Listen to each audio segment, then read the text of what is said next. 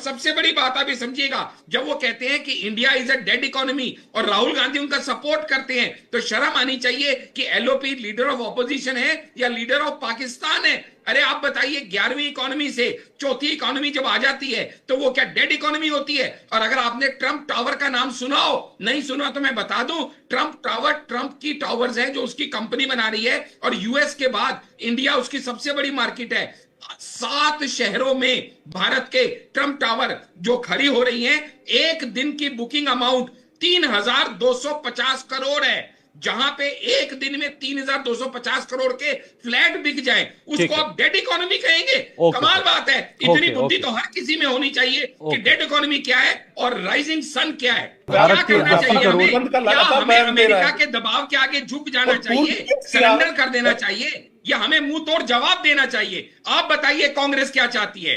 अगर मुंह तोड़ जवाब देना चाहिए तो हम उसके लिए तैयार हैं।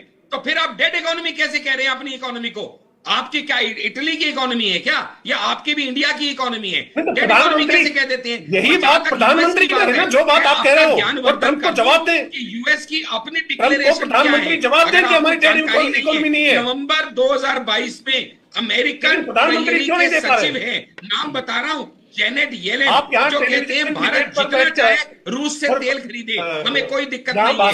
फरवरी 2024 में अमेरिकन सहायक विदेश मंत्री हैं जेफरी रायत, वो कहते हैं भारत ने वैश्विक ऊर्जा बाजार में स्थिर करने में मदद की रशिया से खरीद के। मार्च 24 में अमेरिकन ऊर्जा सलाहकार ओमस हैकिंसन कहते हैं, जो बाइडेन सरकार के थे, कि हमारा लक्ष्य रूसी तेल को बाजार से गायब करना नहीं है। मई 2024 में भारत में अमेरिका के राजदूत, जिनका नाम है एरिक गैसिटी, वो कहते हैं भारत ने रूस से तेल खरीदा क्योंकि हम चाहते थे ओके सर, तेल खरीदे, ठीक है।